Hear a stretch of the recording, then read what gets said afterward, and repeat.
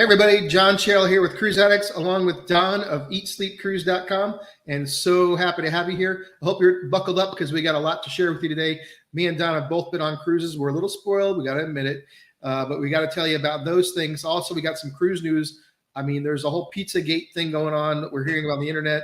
I don't really know all the details, but I know Don's been following it closely. He likes pizza. He has a pizza problem. I do have opinions on pizza. I don't know if Pizzagate's the best. That just brings up memories of like political things. But yeah, lots going on, John. It's good to see you as always. Yes. How is it over there where you are today, Don? It was not a great day. It was rainy and stuff. I wish I were on a cruise. So as you mentioned, we just got back from a cruise a couple weeks ago. You just got back a couple weeks ago. Kind of two totally different types of cruise experiences, but happy to share all of them with folks. Let us know in the comment section below when you're going on a cruise, or if you have a question about, I guess, either one of the itineraries we'll be talking about today, ships, cruise lines, anything's game, right? Yeah, of course, the heading for everything we sent out to everybody is it's a live Q&A. So if you have any questions, we'd love to give you our opinions and our answers as best we can. And of course, we love how the audience members, we don't claim to know it all, at least on these days. But so we have a lot of times people in the chat will actually have better answers or contribute things, and we'll of course share that as well. But thank you all for being here. Please give us a like, give us a thumbs up, please give subscribe. We really appreciate it, so we can do more of these wonderful things. And so wow, where do you want to begin, Don? You want to talk about your trip that you just took with the princess? We talked about both our trips. Yeah, I think, like I said, a little bit different. We just got back from Bermuda, so we were on Norwegian Joy. It's the largest ship that Norwegian has going. Actually, it's going to be one of the largest ships that goes to Bermuda regularly. It goes there this time of year. Bermuda's a seasonal port, so a 7-night round trip from our old stopping grounds, New York City. We spent some time there together, John. Yeah, I love New York City. And is that like a big reason to go? Like if you're not from that area, I know you're from Boston area, but if you're not from that area, is it really worth flying into New York City and taking a cruise to Bermuda? That's a great question. There were plenty. So we drove, as John mentioned, we're from Boston area. So with traffic, 4-ish hours to get there, which wasn't bad. They actually have parking right next to the terminal, which you can pre-book. So super convenient. There are ships out of Boston, but I would say Joy was a better choice for us to go than some of the ships that go. I think so. Bermuda's beautiful island. It's only in the summer, so it's not as far south as the Caribbean or the Bahamas. So it's not somewhere you would go in January. Like you could fly to Miami and go to the Southern Caribbean or Eastern Caribbean. There's only the window basically May to, I think they go through the end of September, maybe October to Bermuda. But I definitely think so. It's a beautiful island, great beaches. The people there are super friendly. It felt very safe because with that cruise, it's the only island you go to. You're there 2 nights. So, and the ship's open, they let you get on and off whenever you want. So if you want to go to the bars or clubs or do whatever, we don't do that, but we did like a night excursion, which was fun, but I think you'd be super safe. I definitely think it's worth it. And they have packages fly. We had some folks from England we talked to, a couple of folks from the middle of the country that decided to come to New York. Plus you get to see New York. Yeah. So a lot of folks fly in a couple of days before, you get to see New York, do the round trip. It's a round trip to New York and then fly home. Okay. So how was the ship? So Norwegian Joy, it's one of, again, Norwegian's largest ships. It's the Breakaway Plus class.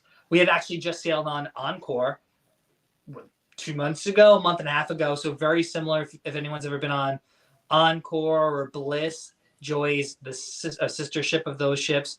But it's got a little bit different flair to it. It was originally built for the Asian market. So it's got some different vent pools in like a little bit weirder area. There's no thermal suite, but it still has the racetrack, laser tags, plenty of specialty dining. So all in all, it does give you that Norwegian freestyle experience. You know, with all the Norwegian cruises you've done lately, is there some kind of like tidbit that you can tell me and the audience, you know, that a lot of people might not know about taking a Norwegian cruise? Because I know every time I take a cruise or the brand, you kind of learn something new every time. I don't mean to put you on the spot, but is there anything that stands out in your mind? John, never put me on a spot. I'm just going to ask you the same thing about Hal, because I know you were just on Holland America Line. Yeah. So a couple of things I would say about Norwegian is, even though it's freestyle dining, you can book in advance. You know, Heidi and I were over planners. Yeah. We're not one. Some folks just like to show up and be like, oh, where do you want to eat today? And they have boards throughout that kind of tell you how busy restaurants are, when you get on board, you can use the app to look at stuff too. The app's pretty good. But we pre-book a couple of restaurants before we get on the ship. Yeah. If you have a dining package, you don't have to worry about it. The credits will show in your account, so you don't have to. Back in the old days, you'd like pay up front, and then they give you the credit on the ship because you had the dining package. None of that is like that. They'll see your dining package and everything works. So I would pre-book a couple things and the show. So the mega ships there have some great signature entertainment, but I recommend booking them before because they do fill up and sell out, and then you have to go standby. Okay. Yeah. We don't want to do that, do we? No, I don't want to go standby. That line, that standby line, I would just walk by. They scan your card. You have a reservation, and it's difficult. One show got canceled on our cruise. One of the performers got injured, which we never want to happen. Yeah. And that was like, it's even more important to have reservations because that other that show that was canceled, everyone from that show wanted to get to the other show. We got lucky that we had bookings for the other show, and the theater was the fullest I'd ever seen it. Like every seat was taken. Wow. That's great though. So, I mean, you know, I love Norwegian, and it's still kind of a newer brand to me, but me and my wife both want to we haven't brought our daughters on there or my son. We like to go with the family because we really do like has more of a premium feeling, you know, especially on that class of ship, the Norwegian Breakaway Plus. We really like that. And it's got, of course, they really do spoil you in a lot of ways. I love the different areas. So I can tell why you're doing it, you know, so much Norwegian. It's definitely good for maybe not so much for little kids. I know your kids are a little bit older. Yeah. I would definitely say there's more things for them to do. Like I said, the racetrack, there's the laser tag, they have the Galaxy Pavilion. They're getting rid of some of those venues, but I still say there's other things like the local has a little arcade next to it, and just some of the other features of their newer mega ships. Like Viva just came out, right? Viva just set sail, which actually, even though it's a newer ship, it's smaller than this class. But they have tons of activities on that class of ship too, with this racetrack. the Speedway, excuse me. Heidi hates when I call it the racetrack. It's the Speedway. The Speedway, they have mini golf. They have an outdoor thing called the Stadium that has ping pong, beer pong, no beer. So they have they have darts on that ship too. So I think Norwegian definitely a premium feel, but I would say it's better if your kids are a little bit older. Yeah, I would agree. I think with what I know, and luckily, you know, my kid they grew up quick. 1 minute they're little, and next minute they're like, you know, driving. So driving or driving you crazy, either both. Both. But now, so you were I know we've done a lot of Alaska cruising. So Bermuda is great time of year to go summer, but on the other side of quite literally the other side of the country, you were sailing on Holland America Line to Alaska again, right? Yeah, I just got back from the Holland America's Eurodam. I haven't been on a Holland America ship since 2001. The last time was Zuiderdam, way back when, and it was for a short cruise. So this was the first time I took a full-length 7-night cruise with Holland America. It was the 7-day Alaskan Explorer cruise, and it left from Seattle, and it was round trip. So it's also the first time I've ever taken a cruise that left the United States, went to Alaska, of course, is the United States as well, but and came back. A lot of times, you know, you have to go through Vancouver. You leave from Vancouver, you might go to Alaska, and then you got to fly back home, wherever home might be. So to get to my point to this is I really liked it, that it was a shorter flight going to Seattle. I got to see a lot of the really great places. I mean, it went to, first of all, I've never been to Seattle really other than the airport. So to explore Seattle and the Pike's Place Market was really, really cool. Talk about a foodie place, and fresh cherries and flowers. Just the flowers is amazing if you have any time to stay there. If you're a flower person, it's really incredible. So the produce and the food was really neat. Very lively place. But it went to all the best places, I think, in Alaska, Don. You know, Juneau, Glacier Bay, which is now on my list of must-dos, I think, for Alaska. I think I did Hubbard Glacier. Now I've kind of seen different things. I think Glacier Bay is almost a must-do. So Icy Strait Point, I love Icy Strait Point. It's just an unspoiled, beautiful place. Sitka was my first time there. Really liked it. Ketchikan, it was real. I hadn't really experienced as much as I did this time. Really loved it there. I did the Deadliest Catch Alaskan Fisherman Tour. Really, really liked it. That was absolutely incredible. I could go on for that. And let's talk about because that's one of the things we haven't done yet. I do like Ketchikan. Heidi's not big in. Well, I've never really seen the show, but that just the way they've kind of specially outfitted the boat a little bit, right? So you can kind of see what's going on. So is that it's also premium price. So it's worth it? It wasn't that bad. I think it was only like $79. which is What? which is almost a bargain. Yeah, it's almost positive. I mean, someone could double check without me Googling it, but I think it was pretty affordable. Of all the tours, it was actually one of the most affordable ones around overall. So it was a pretty good value because, Alaska is really expensive. And everybody talks about that, how expensive the tours are. But so Chris Owen, we both know Chris Owen. He was on a cruise and he went to, he did this tour and he was writing, doing daily updates. And I really trust Chris. And he said that the the Alaskan Fisherman Tour was one of the best excursions he's ever been on. And he doesn't talk that way. So I was like, okay. So when I looked at it, then when I was booking the excursions for this cruise, I looked at real closely at actually Holland America's website. And I was looking at the reviews, passenger reviews, and people were echoing the same exact things. This is the best tour I've ever done in my life. We've done this several times, over and over and over again. So I was really intrigued because on the surface, it didn't seem that exciting, but the reality of it was absolutely amazing. The stories, how it's presented, it wasn't, it was very real and genuine compared to a lot of stuff, any touristy thing can seem a little bit cheap, at times, or a little bit gimmicky, or, I'm trying to say, just kind of like, okay, you're just a number. We're just going to shuttle these people through here. No, it was really, really nice. They did a lot of really, everything was just authentic and real and passionate. And you would feel like it was the first time they've ever given this tour. Just really, really wonderful people. If you like the show, to see a crab pot, to be on a real fishing boat in Alaska is just like pinch yourself. And it's very chilled. You can walk around. I'm in the back of the ship, the boat. I'm looking I'm on the bow. People were on the bow of the boat. You could go all around. You could almost walk in the real house if you couldn't, but it was that accessible. It was right there. The captain of the actual boat. They're all seasoned Alaskan fishermen. They've worked with all the big ships and people that we've all the cast and characters that we've learned to love from the Deadliest Catch show. But what the coolest thing about it is this. I'm just going to get to the point to tell you, Don. Get to the good stuff. Go for it. Get to the good stuff. So what really makes it like, wow, this is crazy. You might have seen some of my videos, social media. If you haven't, go to CruiseX on Instagram. I've got some different videos and things like that I've shared in Reels. I've got more stuff to come. But and you can see our social media post during the cruise.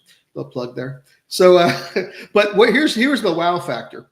Is they have this boat, because we're in Ketchikan, this boat has an arrangement with some local native Indians. And so it was able to go into Indian native water and near an island there. And they're able to fish. So that's how they're able to actually fish during this off season, because they have the natives in this territorial waters have their own rights, and they can allow them to do things. And one thing they were allowed to do is they would actually take some chum fishes and throw them in the air. Well, and they had permission from the Indians there, and not the Indians, but the native people. It's a proper word. So you had not only do you have fish and everything coming down and jumping, you actually had bald eagles coming down and swooping down and catching the fish. I of course grew up most of my life in Florida. It was equivalent to having seagulls, on a beach, but in this case it was bald eagles. So I've never seen anything in my entire life. It was incredible. I've got some slow motion video because they actually recommended to do that. And that was just the icing on the cake on top of everything else. And I could go on and on and on, but I really think just like a lot of things, you got to experience it. So if you go to Alaska, you go to Ketchikan, I think you could hopefully have a long period of time there. Maybe you could make this part of your day there. And I think you really enjoy yourself. That's awesome. That's what I said. One thing we haven't done, we've been a little leery because I don't know if something Heidi would enjoy, but definitely not now with your high endorsement there. How can we not do it? Speaking of which, go into some of the comments. We have Norma here is going to Alaska in 10 days. So if you haven't booked that excursion, John highly recommends it. Our good friend from In the Loot Travel, John Roberts, saying hello. Hi to him and his awesome wife. I know John probably travels more than you and I combined. So yes, John. As you said earlier, sometimes the folks in the audience know more than we do. So we can always look to John for some answers, right? Yeah, John at inthelooptravel.com, I believe it is. So yeah, definitely look up John Roberts and follow him. I know he's got a river cruise group coming up. Oh, that is right. Yeah, check that out. I think it's with a couple other creators too. Yeah. Sometimes Sailing, Justin and Lauren, and John from The Loop are doing Right. river cruise. I don't remember the dates, but yeah, just Google it or go to John's social, check it out. Someone else going on to Alaska and Encore, which is the sailing we just talked about. Best thing to do in Skagway besides the train. Did this cruise you went on, Hal, go to Skagway? I don't think so. Did it? No, it didn't go there. So yeah, here's where it went to Seattle, these places right here, Sitka. And yeah, it covered most of the bases as you see, but it didn't go to Skagway. So that is still a great, you mentioned it earlier, that is really a great itinerary. That's the one thing we always tell folks. We've done some videos on Alaska and folks ask questions. There's a lot of ships to choose from. We'll get to John's experience on board. We're talking about ashore. Focus a little bit more on the itinerary. That's what we usually recommend. This is a great itinerary. Glacier Bay is amazing. Icy Strait, while it's kind of a made-up port, right? It's built by the cruise lines. There's really great whale watching there. And then I like the Zip Rider. I know you did it. You and your wife did it. And then Ketchikan, as you just mentioned. And even, how long were you in Victoria? Was it one of those weird stops? Like later in the day? It was later in the day, but it was nice because we had a full day, had a lot of presentations. So you had the day to relax. And then after dinner, you went out and you got to experience British Columbia. That's the first time I've ever been there. What a beautiful place that is. And really, really nice people. We had one of the best tour guides I ever had. We did an afternoon tea, but it happened to be later. So we did high tea at this beautiful Victorian home. Go figure, in Victoria, right? And it was really, really good. And we got to go on this top of this overlook and see all of Victoria from a certain vantage point. And the tour guy said, he goes, it's dark. You really can't see it. So let me show you where locals go. When we went up there, it was a Friday night, and we got to look down at the whole city and even the cruise ships. Really, really made for a wonderful evening. Highly recommend it there. Unfortunately, you really can't see it too much at those hours because it really is a kind of I know there's a fancy name for the stops, but it has to visit a foreign country. Right. So, but and we had some new friends that we met that were from Seattle, that they traveled to Victoria, and they were telling us a lot of places to go and see. But what a really cool place. It was a nice taste of it, that, just enough where you want to go back. But I'll share more about the ship itself. What I really, really like about it, first of all, is it's 86,000 tons. So it's just that 86 to 90,000 ton is really a nice sweet spot for me personally. I'm really starting to enjoy that smaller ship feel. It just has a nice vibe. There's really no big lines for anything. Of course, this is a premium cruise line, Holland America. So they did a lot of cool things that I really, really stand out in my mind. A couple things to share was we got on board. It was 11:30 in Seattle. We walk in, and the elevator, they actually were holding elevators, and the crew would get just enough passengers on board in the elevator and take you to your floor. So it was like white glove service almost, getting to your floor. And guess what? The rooms were open at 11:30, the whole ship. Nice. So, that's really nice. And then then like a couple hours later, my luggage appeared, and it wasn't in the hallway. I didn't know it was there. Guess where it was? I'm going to say in the stateroom. Yes. 2 for 2. All right. What's so 3 things. Let's go for the class. Let's cover this. It's 11:30. We immediately get on board. They take me to my room. I didn't have to wait for an elevator. I get to walk directly to my cabin, drop off any carry-on, anything like that, and go explore the ship. A short while later on, everything's in my cabin. It's not in the hallway. I don't have to lug it through the door, hold the door, break an elbow or shoulder. Wow. Why doesn't everybody do this? First of all, they can't, because it's only an 86,000 ton ship with 2,100 passengers. And I think they do come in really early. So I think that's the why they can make up those extra hours, because they come in early. Because one thing about Seattle, everybody's got to get off that ship early because they have to get early flights out a lot of times. So I think that's the combination. I think it's almost so those things make for a great experience. Those were like 3 wows. I love this. Sign me up for another one. And then it just went on and on and on. So many little things that Holland America does just makes you go, why doesn't everybody do this? Yeah. Well, You know? I think to be fair, I do agree with you. If that ship had 4,000 people like Encore, so we sailed Encore out of Seattle early this year. We did Alaska cruise. This embarkation wasn't bad. Embarkation was average. I think our rooms were ready by 1:32. Yeah. Which because it's twice as many people to your Sure. point. But that does seem the one thing we like about Holland America ships. Even their larger ships only 100,000 gross tons and probably holds like 2,800 people versus, or, roughly someone can Google it, but Yeah. you still have a very similar experience even on their largest ship that you had. Yeah, and I've always been told that, and I remember, it's one of the selling points if you're selling cruises for Holland America. They've got the largest, like, standard size cabins. So the base cabin for any Holland America ships can be a little bit larger, and this particular cabin had a nice tub, and and the bathroom didn't feel that much bigger overall. I mean, it felt bigger. It just was a different dimension. It was more normal, I guess, so to speak. It wasn't, but I loved it. And so I'm kind of looking at the cabin. Why doesn't everybody do this? Because I really didn't see the square footage, like it wasn't that noticeable. And it was just another thing. It's like, why doesn't everybody do this? So I think I'm just completely spoiled. And I really, really think that Holland America, everybody should consider Holland America. I actually wanted to take my family on one, but it's hard to tell your family, oh, there's no roller coaster, there's no racetrack or speedway, there's no huge water park. But I don't think you need those things. So we made a video. No. We first tried out Holland America Line, very end of 21, like right when the restart was, and then sailed several times with them last year. And they, to me, are a hidden. I agree with you, John. They are a hidden gem. Heidi and I just sailed the two of us. So for folks who don't know, Eat Sleep Cruise, we are a couple. We don't have kids, so I can't judge.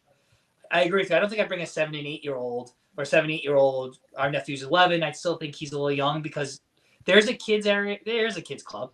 It's family friendly, right? It's not Virgin Voyages, but it's a hidden gem. We'll get to dining in a second. I know the food is good. I'm sure we'll hear about your experiences.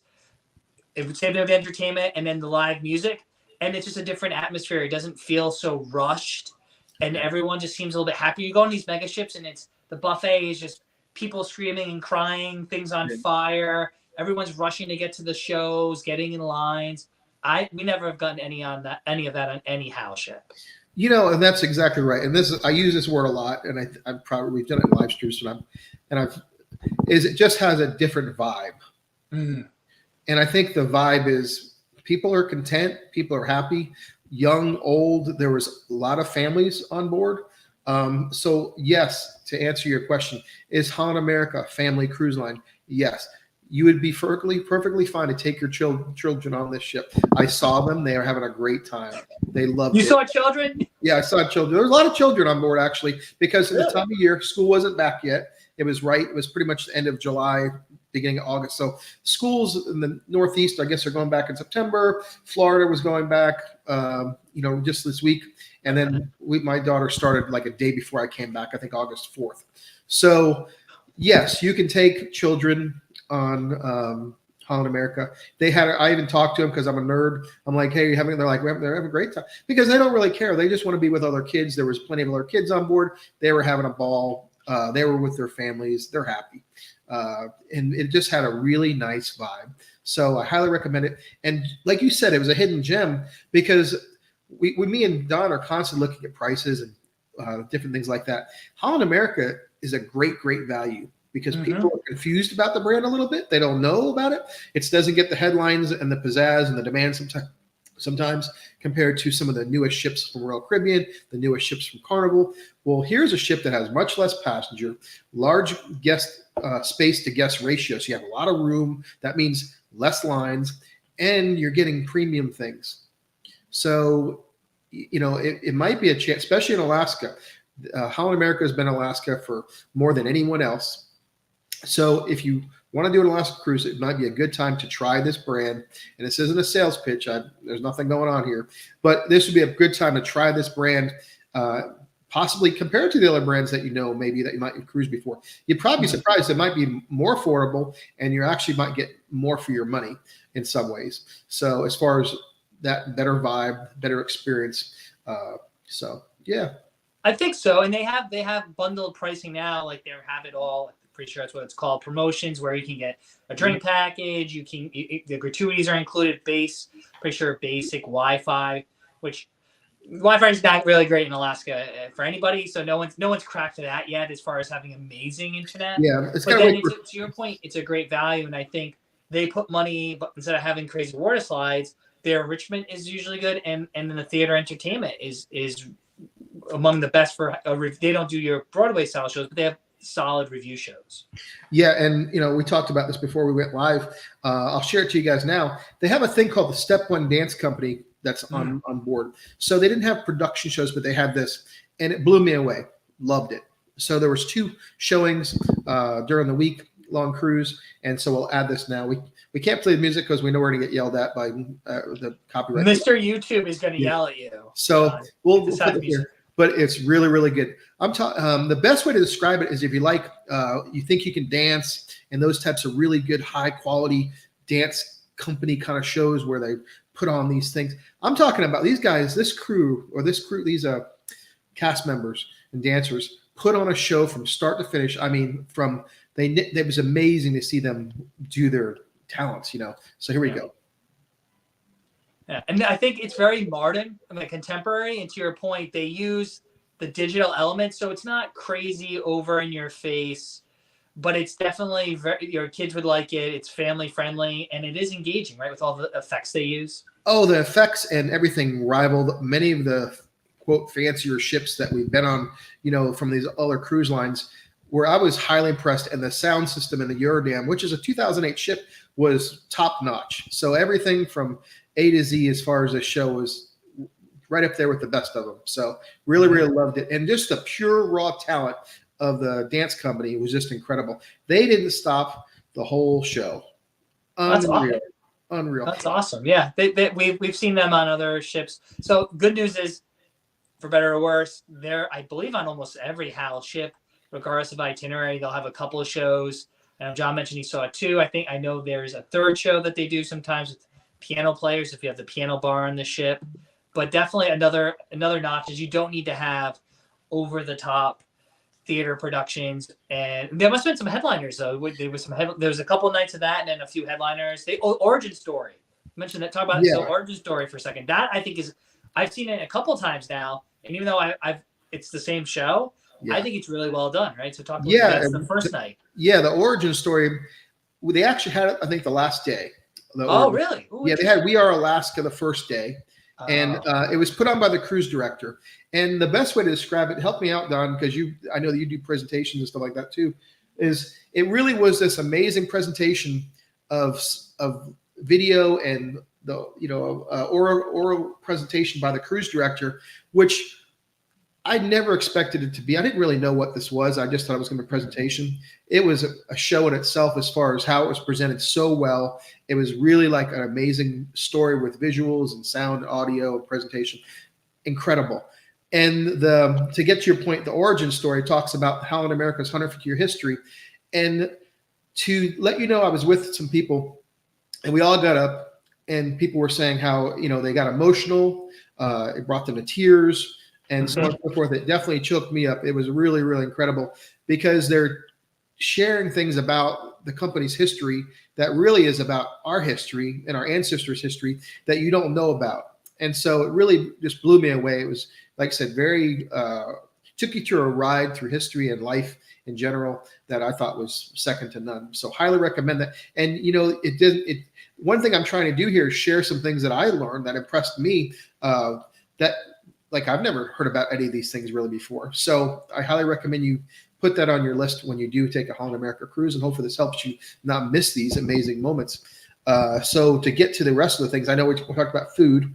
Yeah, we can talk a little bit about food, a little bit about, I'm trying to see, again, folks, if you have questions, leave them in the comment section below. We know I had that Encore, Alaska. Someone asked, and Heidi already took care of it about if we've said on Celebrity, but we can talk about another time. I think, looking real quick here.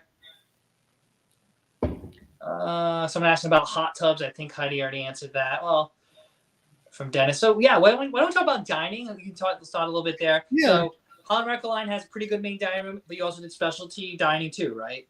Yeah, and I'm telling you, I know we talked about this the other day or previously. I guess we talked. Yeah, Canaletto on there. The gravy, Don. The gravy on Canaletto was absolutely. I heard. I'm telling you, when I was like, this is amazing, and they actually have fresh pasta on Holland America. Everybody says they have fresh pasta, but it's questionable sometimes. They actually have really fresh pasta on the Holland America ships. We actually asked for a side of spaghetti, but it was fresh pasta, really, really good. So always ask for that side dish. They had a carbonara on the last night. Was actually same thing, fresh pasta, really, really good. But the actual gravy that came with the red sauce they made was so good. And it's just that attention to detail. It sounds kind of simple, and I know we're always joking about gravy, but just really, really good. So Canaletto was one of my favorite places to go. It just blew us away. I didn't expect it to be all that, honestly. Well, I'll be honest, because when you told me that before, so we did a little pre-show, and I talked to Heidi. Honestly, that was one of our least favorite on Holland America Line. But they've totally revamped the concept recently. We haven't said, like I said, how in months now. But previously, that was one of the specialty restaurants where I'd like pass. But now I know they updated the menu. Now that you've given it two thumbs up, we're gonna have to get back there and try it, because our other favorite used to be the steakhouse and the Asian restaurant, usually tied for my favorites. Yeah, Tamarind was really, really nice. I know we talked about that. It was one of those restaurants where you look at the menu and you kind of want everything. And I know a lot of the starters, you talked about that. So a lot of these places, we had some food influencers there. So I was like, we need to order some extra things, like to take pictures. And we all had pictures and stuff like that. Like I said, look at our social media, and of course, look at Don's as well. So Pinnacle Grill obviously is down, as everybody says it's one of the best steakhouses at sea. I wholly agree with that. Can't say enough about that. Tamarind, it was the first time I'd ever tried that. Really, really nice. So all three are really, A pluses. It's all, and of course, if you have to pick, go to your taste. I thought Canaletto had some of the most enriching flavors. Like, kind of really surprised me. I really thought it would be maybe like the C, the last come in last overall if I had to put in order, and it kind of really surprised me how great it was. So and then one thing that was nice was the Alaska brunch on sea days. They did it twice, the early and last, which was nice because it had that Alaska. They did have Alaska themed things. They had the pea soup in Glacier Bay. They actually were serving pea soup, traditional Dutch favorite on Holland America. And they, of course, had high tea, and they had Alaska brunch twice, which is a really exclusive thing for Alaska cruises. Really, really nice. Amazing things. Everything from sandwiches, entrees, but really good. The food is just really good. And the crew, absolutely incredible. Really can't say enough about the crew. Well, I thought you said you had even ate some of the crew. Like, John, how hungry were you? All right, the crew was good. So talking about the restaurants, and then the crew were even better. It's like we said, they also did the We Are Alaska the first night, then the Origin Story, I think, by the cruise director. Really, really nice. So I think that sums up all things. If you have any questions, I know I've talked quite a bit, and we haven't got too many questions. We'll get to some of the questions. I want to touch briefly. Hopefully that helps you out. The things out. So let me touch briefly on dining on Joy. Kind of give a transposition for folks. So. I think especially restaurants, you mentioned three, they're all different prices on how, right? So I think at least it used to be, Canelo also used to be the least expensive one, if I remember. But and then the steakhouse, I think, is the most expensive. And then you have Tamarind kind of in between, which also has sushi as a separate menu. On Norwegian Joy, there's several, especially restaurants too. We actually tried a new one for us that we hadn't dined in. And I say new, but we tried it when it was an older menu. Now it's a new menu. Ocean Blue, which is a seafood restaurant on Norwegian ships, actually was much better than we expected. It had a newer menu, so there was stuff Heidi would eat. I had the Chiopini, which was a pretty good, well-made seafood stew. We did our personal favorite. You're talking about Asian food is Food Republic, right? The tapas restaurant. Oh, yeah. Joy knocked it out of the park. You can order a bunch of different things, up to 4 items per person on the dining package. And then we did teppanyaki, which we always like. Oh yeah, we did great teppanyaki. It's great teppanyaki. It's a great night out, and this is, I think it's going to be the largest in the fleet. I'll get an official word from NCL because Joy used to be in the Asian market, and you walk in usually in teppanyaki, you see 3 or 4 grills around the corner. This venue took up. It was on deck 6. It's basically where the club is on some of the other breakaway class ships on the other side. It was much bigger than the one on Encore, which we had just been on. It was huge, and it was packed every night. So the specialty, I usually say you don't have to pay for food on a cruise, but budget 1 or 2 nights if you want to do something, as John mentioned, around your taste. Do you like Italian? Do you like Asian? Do you like seafood? Depending on the cruise line, like I said, we had teppanyaki. Our side also, we went to the Texas Smokehouse. Heidi's not a big fan of that restaurant, but it's a barbecue joint. I think it's pretty good. It's more casual, of course. They have live country music. One night they do country line dancing. So just a different vibe. But you can go there and just get a drink too if you want. And not to dine there. The bar is open later when they have some of the events there too. So take advantage of all the different dining options. One thing we'll talk about real quick, then answer some questions.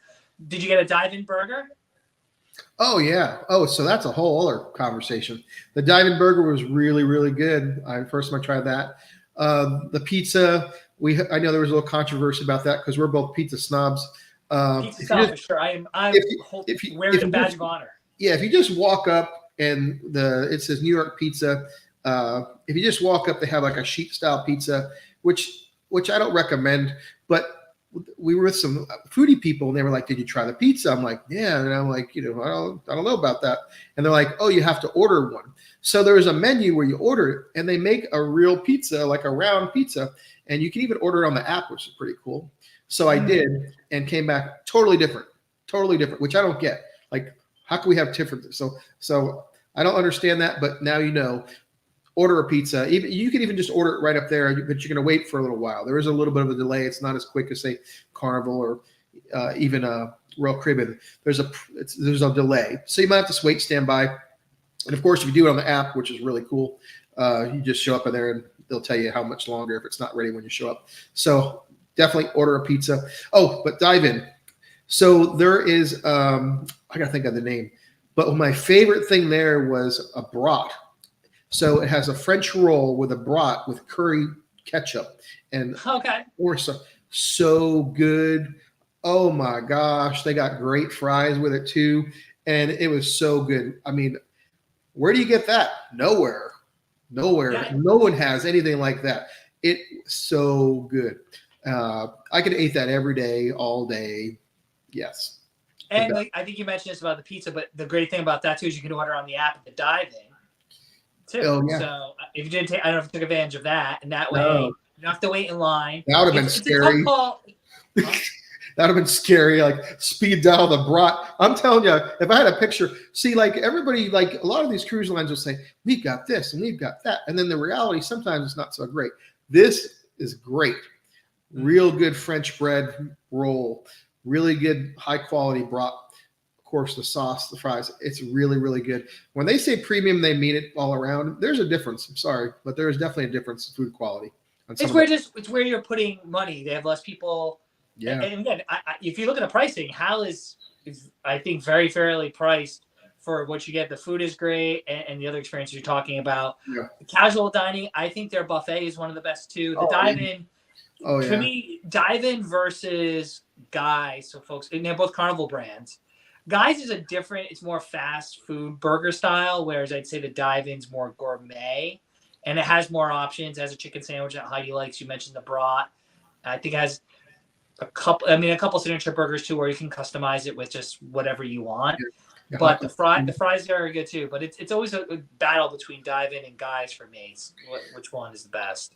But yeah, like you said, the Holland America's always been known for their food. And what I can say is just across the board, even room service, 24-hour room service, no charge, by the way.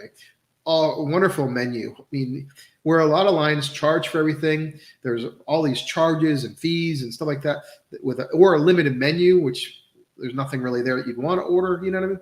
Here you had great options, didn't cost you anything. So there was just a plethora of different food options, and the quality was solid all around. Like I said, really, really premium.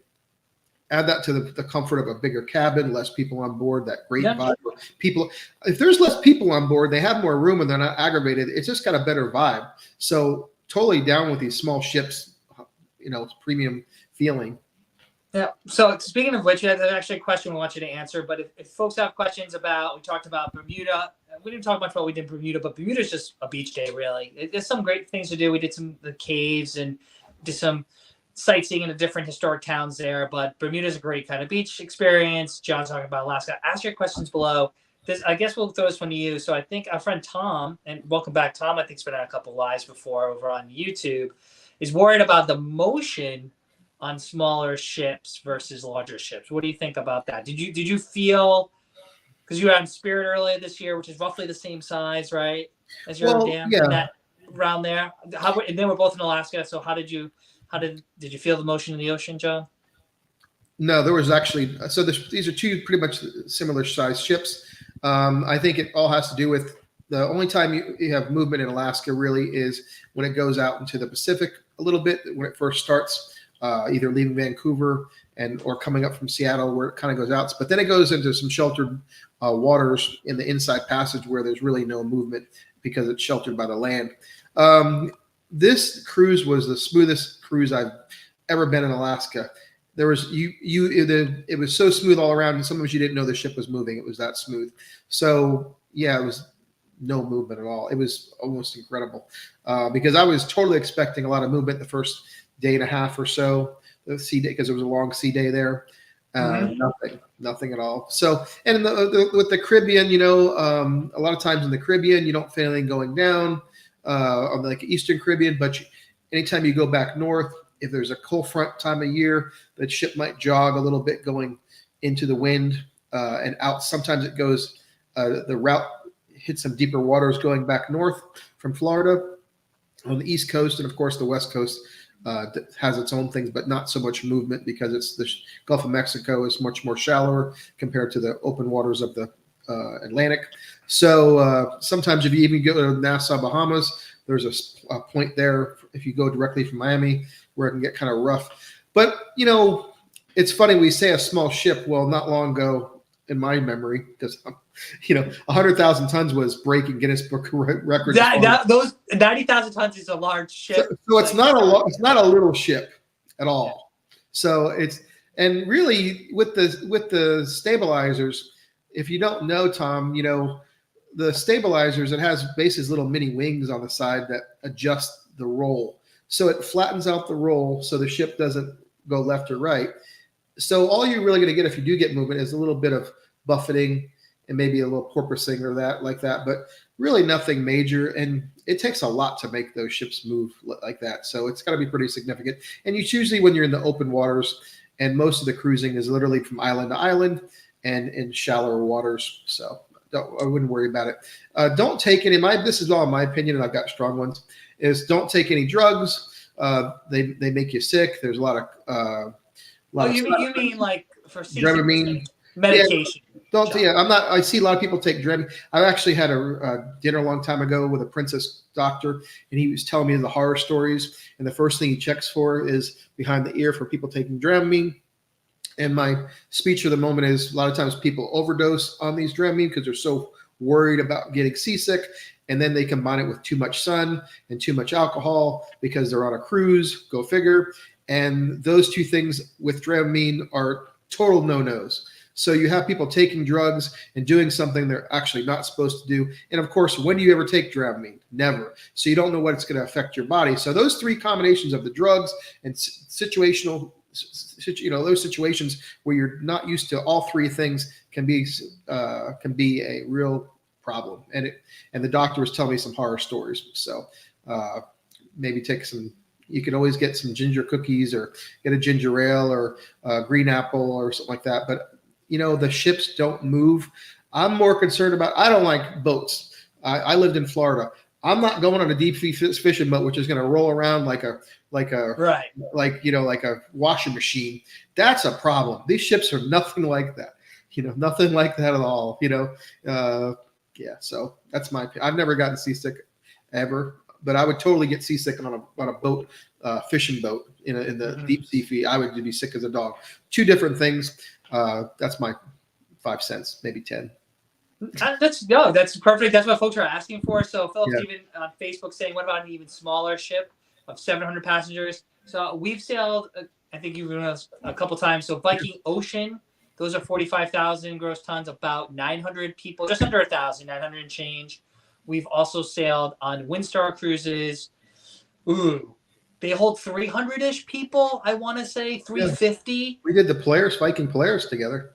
The Polaris and Expedition vessel, is that Yeah. 300-ish? Yeah, 336. And I was really concerned about that one. It didn't move at all. It did move. That is a brand new. It did not move at all. Arctic, though. I mean, we were supposed to hit. We went a long ways. There was like people were passengers were talking about, oh, we're going to hit all kinds of stuff. There's a weather person on board. They really had doctors on board, weather meteorologist people. And I was like, oh, it's going to be bad because I've never been on a ship that small. It didn't do anything. It was so smooth. So I'm not worried about it. I don't think you should worry about it. Just have a great time. If it gets too much for you, this is really what my recommendation is. Hold on to the rail. Always hold on to the rails if in anywhere. Keep yourself centered, and then get to your room and lay down for a minute. Because a lot of times things will pass. But that's just my opinion. Hopefully, I just would never recommend my family or friends, and I treat y'all as like friends. I would hate people to get sick or have side effects from some drugs that they don't know what's going to happen. And of course, you want to be able to eat what you want. You're able to do what you want. You're going to get some sun and alcohol potentially. That's what a lot of people do. So if I told you the stories that doctor told me, you would be horrified. So. Well, don't tell us. We don't want to scare folks away. We love cruising. We talk about these things, and people like sometimes say negative things. Like overall, we love cruising. And I think to John's point, the modern ships you go on, whether it's 85, well, you said that ship was just under 90,000 gross tons, 45,000 gross tons, or 220,000 gross tons, like an Oasis class ship. Unless you're trying to cross the Pacific, the roughest seas we've ever had, and it wouldn't matter. We were on a Celebrity ship that it's about 125,000, I think 130,000 gross tons. And we went from Hawaii, and shout out to our friends in Maui, hope all as well, Hawaii to Vancouver, and we crossed the Pacific 5 straight days. It doesn't matter what kind of vessel you're in, right? If you're going to do a transatlantic like that, the Pacific, it was gray. You couldn't see, the visibility was low. And not that it rocked a lot, but I mean, you could feel the ship moving, but nothing crazy. It's a slight sway versus, as you mentioned, John, if you're on an actual boat and you're doing this or doing that, that's the only time you're going to feel is when you're really crossing the Atlantic or the Pacific. And at that point, doesn't matter the size of the ship. So don't let that scare you. If there's a small ship you want to do like a Windstar or a Viking, those are great products. Windstar, a little bit different in vibe, onboard vibe between those two brands, but they definitely go for more immersive experiences. Small ship, high level of service. We were on the Windstar. By the second day, everyone knew us. The ship wasn't very full either, but still, like with 300 people, the crew gets to know you pretty quickly. They know your drinks. They're super friendly. It's just a different altogether atmosphere. So small ships can be great. We focus more on mega ships. I don't know. Now as I get older, I'm getting as old as John. That I focus more on the smaller ships.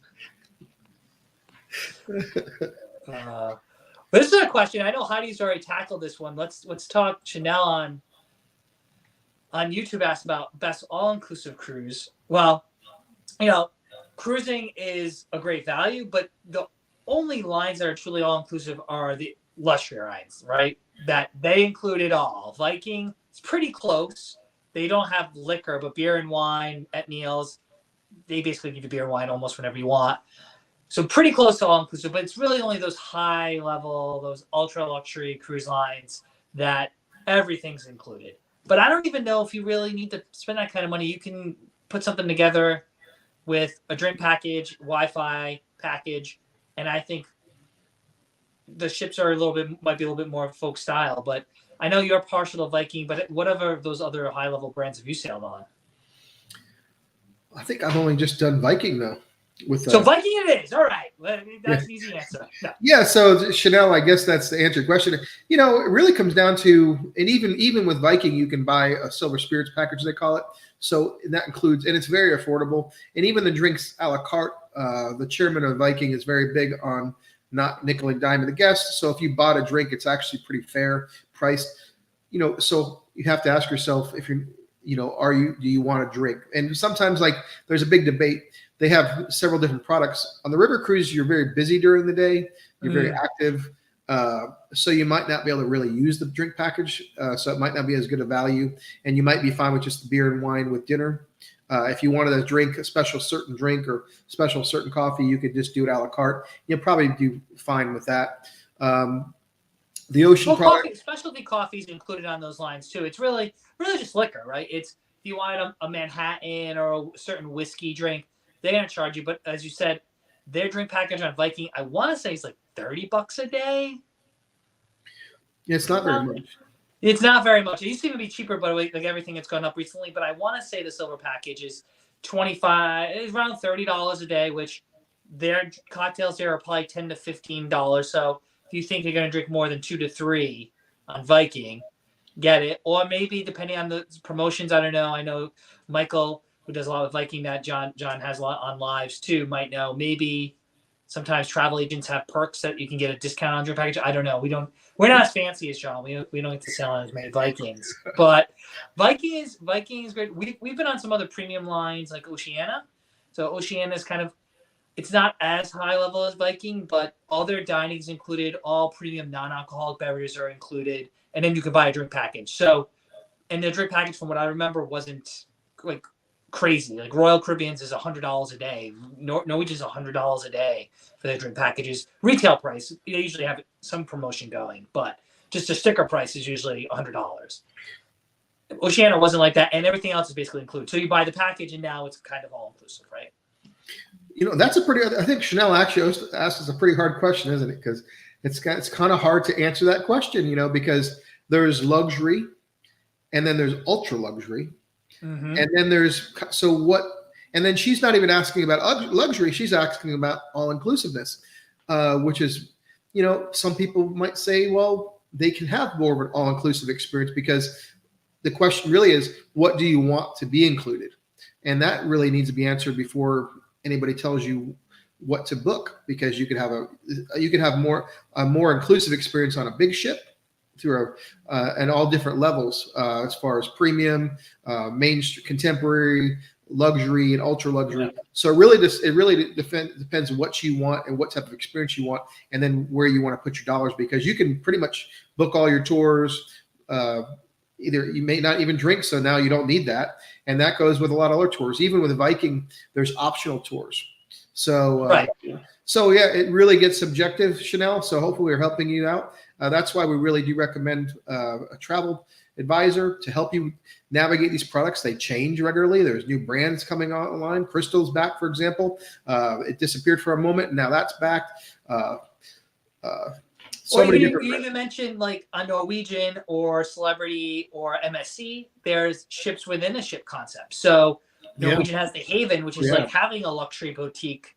I think the last ship Joy we're on, I think they said it was 100 suites, roughly 100, 118, something like that. So 200 or 300 people on the ship have their own exclusive decks.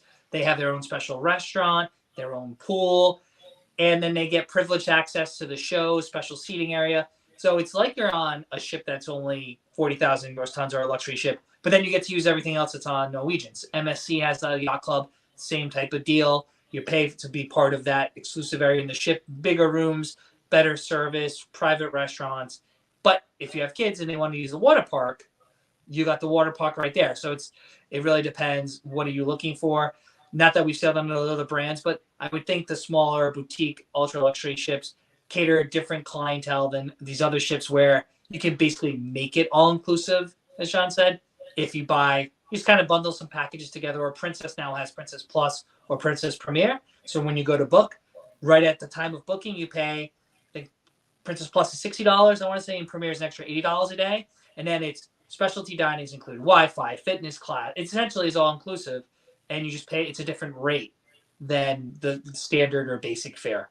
So that's a way of, Princess, I would never say is an all-inclusive line, but you can make your cruise all-inclusive.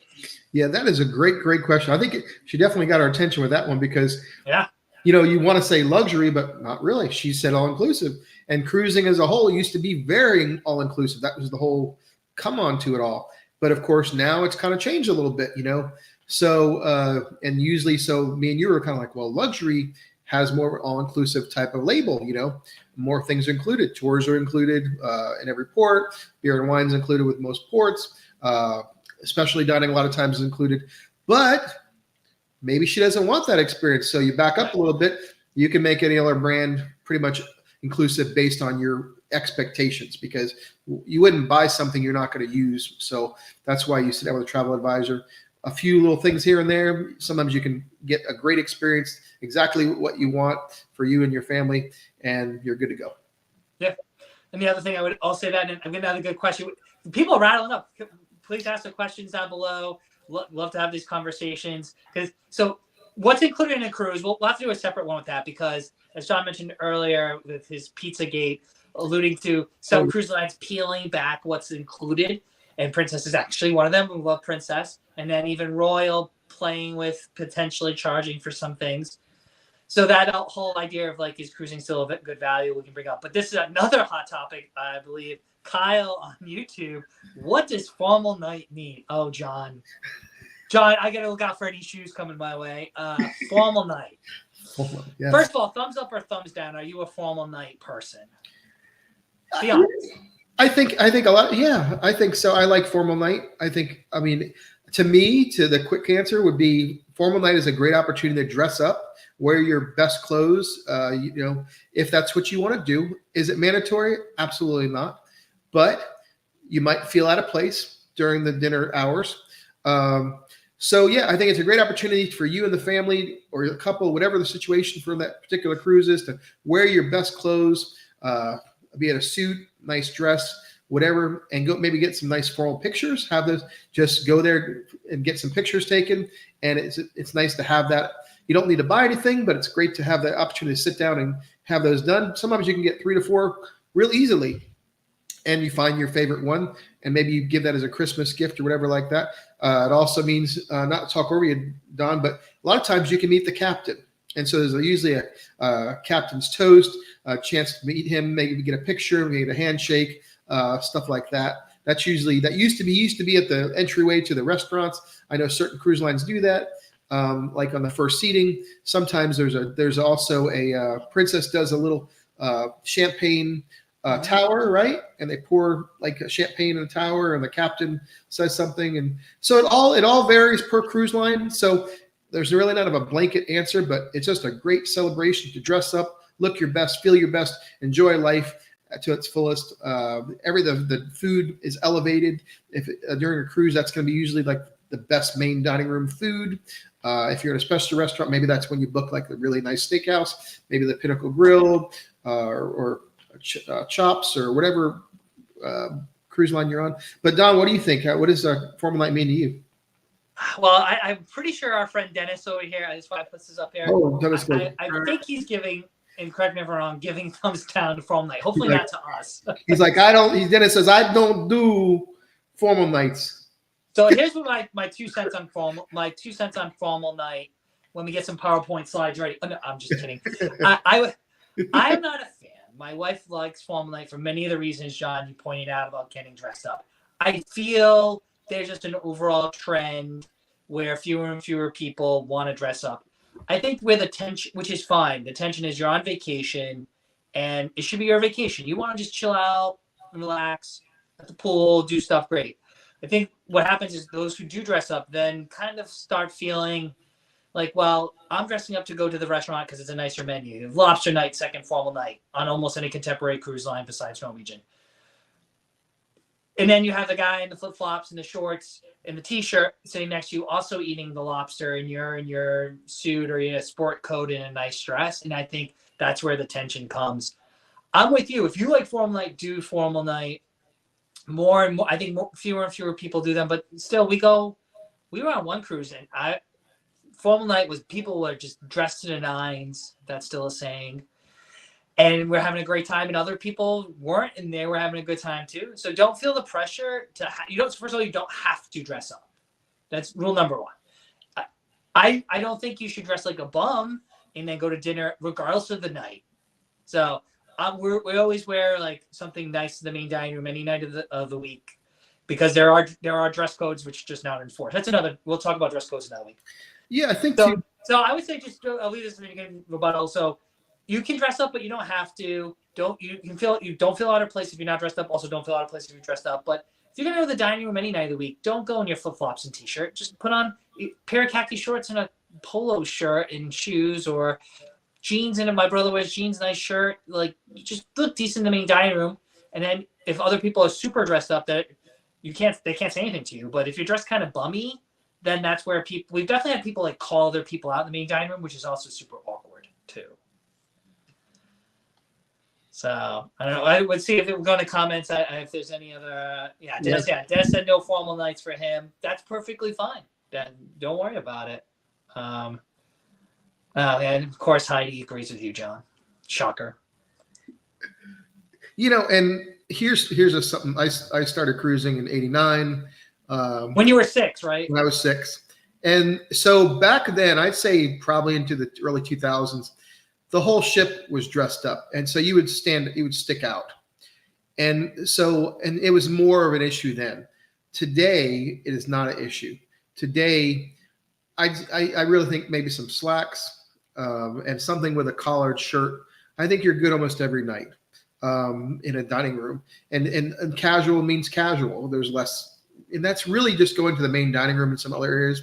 Plenty of people will change after dinner because they don't want to wear the shoes, the women or the men, their feet hurt. It's not always comfortable to wear your best, right? So some people will change maybe at like 9 o'clock into something more casual to go to the shows and be more comfortable, a comedy show, whatever your ship is, to have that second part of the evening to be more comfortable and not hurt their feet or what have you. They'll just dress up for the dinner portion, whatever that is for you. Dinner might be 5 o'clock to 7 o'clock for you, or a lot of people it might be 7 to 9. And so they might dress up for that moment, for that point of the evening, and then get more casual, more comfortable. Like I said, it used to be a big deal.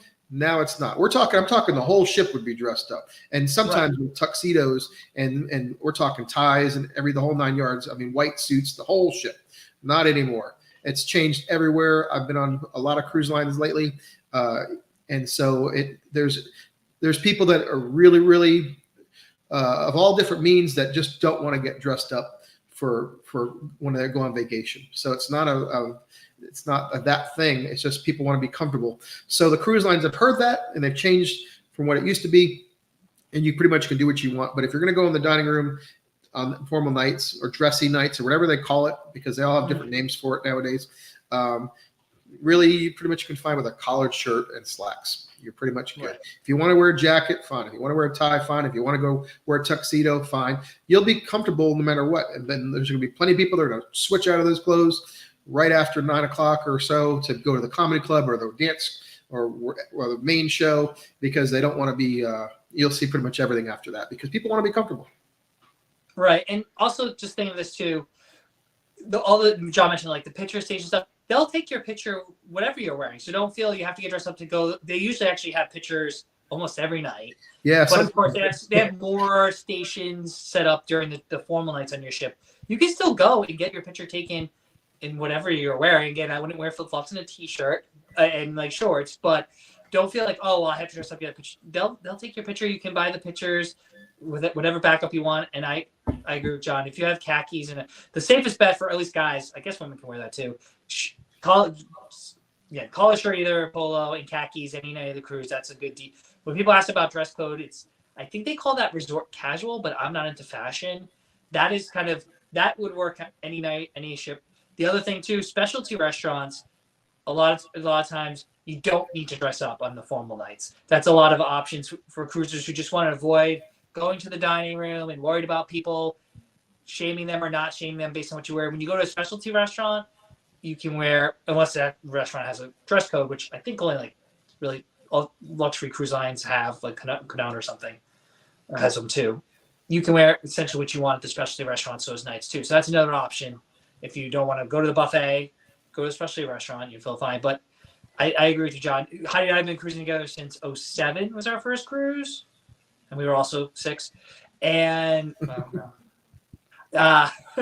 and I agree with you. Everyone had the suits, and you used to be able to rent tuxes. I remember Royal Caribbean's first cruise went on. Yeah. They used to have a little tuxedo shop that you could rent. I worked in formal wear, believe it or not, when I was in college. And I remember we ran a cruise special. You could rent the tuxedo for a discounted rate because usually tuxedo rental is 48 hours, but you rented it for the week with the cruise special. Yep. Now it's night and day from that. Yeah, Carnival used to have it. You used to be able to buy roses, the flower shop, and a tuxedo right there, right. It was like called Formals or something like that. I think they turned it into like the candy shop area, on the newer ships. So Right. we've got a lot of comments. We do. Oh, so quick. Have you done a Disney cruise? I know Heidi's already answered. I have not done a Disney cruise. Yeah, we had a question here, about Disney cruising, and Heidi already answered. So, our producer's Heidi, the much better and smarter looking half of Eat Sleep Cruise, and she's been managing a lot of the messages. Thanks for the comments coming in. John and I can't scroll as fast, and we like to talk about this stuff. So we've only done Disney Wish. We had a great time, but looking forward. We actually right now have another Disney cruise booked for next year. I want to say on either Dream or Wonder, but I know there was a question there. Let's see. I'm trying to see what else folks have for questions that we didn't get to.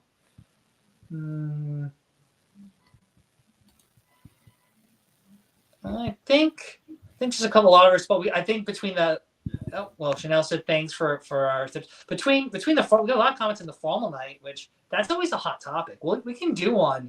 The problem is you can't really find people who are negative, who are con formal night. Everyone that we know, all our friends, John, whether they want to or not, basically dress up. Matt, I know does. Sherry does. Obviously, we do. You mentioned it. Oh well, I know one or two people who probably don't, but they wouldn't. I'm not gonna say their names because they'd be probably. I know they're not pro formal night, but. I definitely don't stress about it as much as I used to. But I think do what you feel is comfortable for you, and. There's plenty of people that just don't go. They just don't go to the main dining room that night, and they wear casual clothes, and maybe they'll go to a specialty restaurant or they'll go to a buffet area if they just totally want to opt out of it. So, it all depends on the cruise line you're on too. Right, and the cruise we did a holiday cruise, Thanksgiving cruise. Way more people dressed up on formal night. Yeah, the vibe changes. It's like who's on board that week. It changes. You have different demographics on a shorter cruise sometimes, longer cruise. You have groups. We had a wedding party of like 60 on our Holland America cruise, I believe. So you have that family, and 60 people is quite significant. So if they're doing their thing and they walk in the dining room at one time, people are going to take notice. Like, oh, okay, the such family isn't playing around. They're all wearing tuxes. People are like, oh, But it's not about getting stressed out about it. I think look at I constantly see this. Look at the cruise line's dress codes. It spells it out. It's not a mystery, and it'll tell you exactly what's going on. And I know like some of the special restaurants have a particular dress code. Usually it's business casual or something like that. They just don't want people wearing tore up jeans, which is kind of fashionable nowadays. So. But they'll. So you have your torn jeans packed for your next cruise. I don't, but I know I pick my daughter from high school, and it's very fashionable for kids nowadays in high school age, and plenty of people that want to be in high school still. act like they're still in high school. Yeah, I don't know anyone like that. But it's like, it's funny, like yeah. So Dennis, thanks for the comments, folks. We can go a little bit longer. John and I usually do these lives, but Q&A is about an hour, so I know we've already plus that. But any experience with the Princess Bid program? The only reason I put that is because we do have experience. We on our last Princess cruise bid and won a pretty nice upgrade from a standard balcony to a premium deluxe, which was a bigger room and an extra large balcony. It was all the way forward, I want to say, of the ship. And it basically extended out near where their outdoor promenade would be. So it was one of the biggest balconies I've ever had. And we bid, I think, $10 more per person. So that's the one thing with any of these bid programs. Princess has it. Royal Celebrity has them. You can't just bid like $5. They say, to go from this room to this room, minimum bids is $100 or $75. So we won on Princess. We've also won on Norwegian. We've won them more. Not that we do a lot of them. We've probably done about 4 or 5 bids and won at least 3 of them. We've won on Princess. We've won. I say won, but we got the upgrade. I should say. It's not like we. And I haven't been disappointed in that. And of course, if you don't win, you still get the same room you have. But just be careful of that. If you put in that bid and it's accepted, they're going to move you to a room and you don't know where that room is until pretty soon before the cruise. So if you have your heart set being on a certain deck, certain location of the ship, like I said, this cabin happened to be all the way forward, which is fine. We had a midship cabin, but we got a bigger room, bigger balcony. I'll move to the front of the ship for that. But if you're very specific and you already have a cabin that you like in a location you want, the bid programs on any cruise line probably aren't worth it, right? Would you say the same thing, John? I actually have never done a bid program. I think I'm old school, but I you just pick your room and you're like, that's my room. Forget about it. It's or like we talked about, I might just do like a guaranteed cabin, just kind of like, now I know I'm just gonna be waiting for it. But yeah, I mean, I like the idea, but to me, it's like they're just trying to make money off me, I don't know. Well, the good thing is you book this is what you do, John. You book the guarantee. That's what we did. We booked the guaranteed balcony. That's going to be the lowest rate. And then when you get the bid options, like on Norwegian, we didn't do it, but you could bid up to a Haven. They're like, I want to say you get a suite for $50 more. It was like $300 or $400 more a person, which if you win the bid at $800, $900 to go from a standard balcony to a Haven suite. Wow. Like if you were just to pay that in the beginning, it's easily 2.5 at least twice as much money, if not more. So what you're saying is they really entice you with these. You book the lowest one, and then they entice you with these super deluxe deals because they're trying to fill those expensive cabins that didn't sell.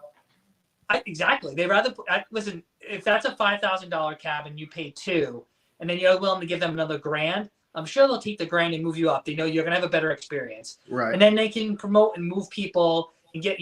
We've never gotten from the upgrade ferry. Like we've never just showed up and like, hey, Mr. Bucalo, we like you so much. We gave you a better room. That's never happened. I know people claim it happens to them, but I think now with these bidding programs, if I move out, they can put someone from an ocean view of my balcony, and that person feels good, and you build brand loyalty, right? You build that connection. Well, I think that they used to have the upgrade ferry because they have these empty cabins, but now with the new system, there are no empty cabins because they sell them to customers like you because they're so enticing to get those higher quality, more expensive cabins filled at a higher rate, and then they sell the cheaper cabins last minute. Well, I agree. While we were there, I knew they had some open, so I asked. Oh, we got a tour. The folks on Norwegian were really nice. The hotel director and his staff, shout out to them. Group activities managers there, also group services manager there too, really great. Took us around, took us to Vibe, took us to a couple places. So I asked, are there any cabins available? She's like, no, they're all sold out. So to your point, someone's bidding on those cabins because I knew there was at least 3 Haven categories available. Some of them have multiple cabins, so it's possible that before that cruise they had at least 4 or 5 of those suites available. But you're right, someone's like, well, I'll throw in a low bid, and if I get it, great. If I don't, I'll stick with my room. And that's why really the only rooms probably available now on ships are insides or lower level because everyone's trying to upgrade. Yeah, people used to bum rush the guest services desk and say, hey, can I get an upgrade? Can I get upgrade? Well, now they've monetized it where they sell those cabins to existing customers and they make them happy first with a feel good deal, and they still make more money, and they still can pass along some savings for some last minute deals to customers that might not have cruised at all. And I know they're very aggressive about it because they've already captured you, so they can send you emails. You're gonna be paying attention to it. If they offer you a deal that you can't pass up, you're gonna put in a bid. And I mean, they're brilliant. The cruise lines are very, very smart, and this is something new that they've done in the last. It's new to me still, but they used to not have that, and now they've solved those problems by making existing customers pay extra for those upgrades, and they don't have to worry about it. Now they can have those spaces being utilized because you got to figure if they have butlers or if they have those Haven area, they don't want those areas empty, and they don't want the lower. They don't want they don't want any. Their goal is to have all those rooms filled. So that's the whole goal. And now they've solved it by making it, these upgrades. And what I hear too, something like the Haven or the Yacht Club, once you go and have that experience, you never go back. We were fortunate enough to do the Haven once. It was a great experience. We did it on Primo for a 4-night cruise. We have gone back to the balconies, but that's with those bidding programs. It's said even if you have an inside, you can still bid. You have to pay more money for something like a balcony or an ocean view. So they have, depending, of course, they're capacity controlled. So if your ship's already sold out, there's no bidding.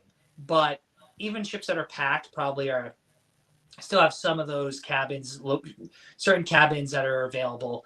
So I definitely suggest checking them out and bidding if you feel comfortable with it, but just don't bet on, I'm going to get the cheapest room. And then when bid comes around, not every cruise, like we're going on a cruise now, our next cruise, no bidding. It was a celebrity, somebody has a program, never got an email. So that tells me all those nice rooms, we gobbled up this room about a year ago, like 10 months ago. This was a special cruise for us. And I think a lot of people do that too. So certain itineraries, certain ships, you may not have the chance. But if you do have the chance, we've been successful with it. You got to give it a shot, John, next time. I'm going to force you to put in a bid. Okay. Well, I know they're like you said, they're tempting. So right. Especially if you book it a year out, and or if you've made payment, or if you have if it's pretty much paid for, you're like, okay. But you see this question by Kyle. This is a good question. It's a perfect kind of winding things down. I did see this. Go for it. Yeah. Yeah. Is it cheaper to book your next cruise on the ship or not? So I know we've talked about this before. A lot of times it's you can book a cruise, or you can buy a deposit, right? And you can then transfer that to your agent. So you have like a credit. So you get like an onboard credit. Have you ever booked one on? So I don't know if I've answered the question, but there's different incentives to actually get like a deposit, where you put a deposit down for a future cruise. So I don't think you necessarily have to book a cruise, but you have a $200 onboard credit. But a lot of people do that because they get this booking credit, where they are basically say they're going to book a cruise, and then you get this onboard credit. Have you? So the thing I would say is the price probably is not cheaper. So and now you can shop. Back in the day when there wasn't internet, and you went in and they had flyers and like, we're running this promotion on the ship. For this sailing, it's this much. You couldn't really check it, but now you can just go on Celebrities, Royals, Norwegian's website, whatever it is, and they tell you the price of the ship. You can look it up. 9 times out of 10, I'm going to say those prices will be the same. What John's pointing out, the value comes in getting booking bonuses, I would say, right? Yeah. Whether it's onboard credit for that sailing, that sailing you book, say it's a year later, you always sail. My brother, we've done a couple cruises the last couple of years. We always go. So I have an account. We go towards the end of our season in May or something. If you always go, you have your vacation set. You always go in May. You're on your cruise May. Go into the cruise next office or next cruise, whatever the cruise line calls it. And like, I want to book a cruise in May, next May 24. And you look at the price. Odds are the price is going to be about the same. What they might say is, well, we'll give you X amount of onboard credit for the May 24, and we'll give you an onboard credit for your bill on this ship. Or, as John mentioned, you can put a deposit down. It's like a certificate. Yeah. One of the best programs for a while was Virgin. I don't know if Virgin's still doing this, but you would give Virgin $300 deposit. It's good for, I think, 18 months, a year and a half. So that's a $300 deposit. You got $300 off whatever the next cruise was, regardless of the sale. And they give you a $300 onboard credit. So you give them $300, you're getting $900 worth of. But you had $300 onboard credit, $300 off, and that's your deposit. That's a sick deal. I took advantage of that deal. And now, Heidi, we got to book that. We got to book that cruise because it expires next year. But look at the deals, look at the promotions, and then if you don't have the internet on board, you just go on your next port of call. If you have Wi-Fi or something, just look. If you have a specific itinerary, if not, see what the voucher programs are. Because some cruise lines are a good deal, and some I would say aren't any better than what your travel agent might be able to get you back home. That's what I'm thinking of. I was trying to think. Sorry, Kyle and Don. I was trying to think of one of these programs because everybody was pushing. I think it was with Princess at the time. So I don't claim to know all these programs off the top of my head, but there's things where a lot of times if you put $200 down, they give you $400 onboard credit, or something like that. They would like match whatever you put down to a credit or something like that. So you would basically pay you would actually get money. And there was a time frame, like I said, where you maybe had 2 years to book or whatever like that. And you could transfer, you could use your travel agent, but you have this certificate. So yeah, there's all these fancy marketing and vouchers and potential things. And of course they change and so on and so forth. So it's something to look into. And of course, once you're on board, they can educate you better than we can right now to what's possible at the time. Yeah, and just keep in mind, some cruise lines have policies about switching sailings at certain dates. That's why, unless you know that particular ship or that sailing is going to work. Those vouchers or credits, each cruise line calls them something different, as John mentioned.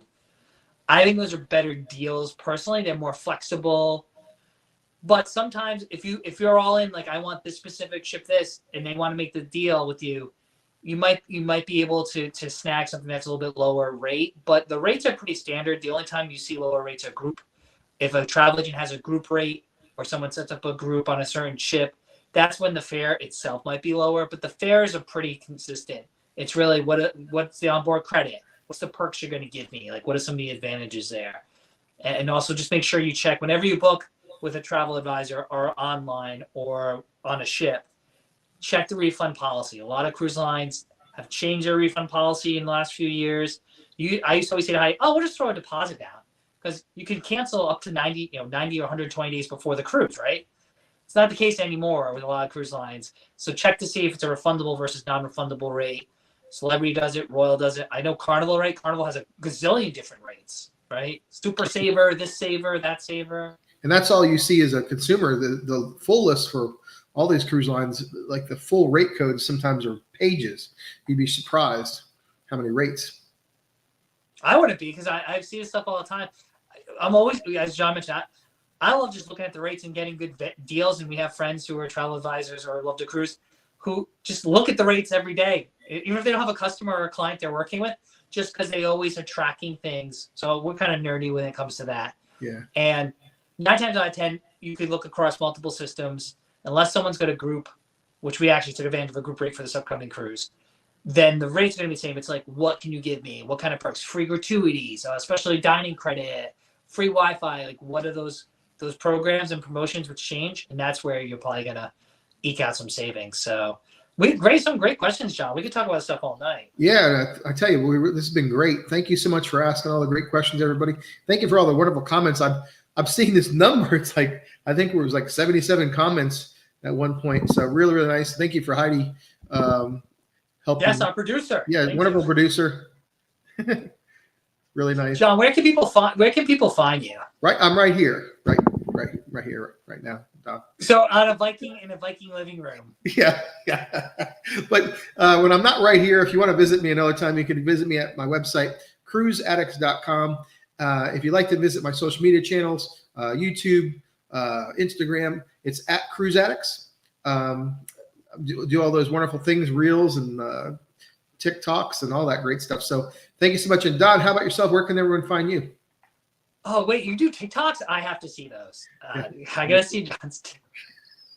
We'll do a dance challenge that no one watches. But thank John. What a great, it's like old versus new. Great segue. You can find Don, one half of Eat Sleep Cruise at Eat Sleep Cruise, or as our friend Matt likes to say, eatsleepcruise.com. He likes to add the .com there. So check us out here on YouTube, Facebook, TikTok, Instagram. I don't do dances. And if you have questions, you can always reach out to us on social media. And John, we'll see. We're going on a cruise I mentioned in 2 weeks. We leave actually a week from this Friday. I'll take that back. Oh, wow. When's your next trip? I have nothing booked at the moment, but that could change at any minute. That could change any minute. We've seen that, right? We've seen that. It's like I'm going somewhere now. But where are you going to? I you didn't tell me. I didn't get the email. Oh, you didn't get the email? It was at the business meeting. You didn't get the meeting? No, So Heidi and I, we're very fortunate. I mentioned this so quick. We're doing Celebrity Beyond 11-night Mediterranean cruise. It's an anniversary cruise. Oh, happy anniversary. Thank you. Thank you very much. So we're super excited.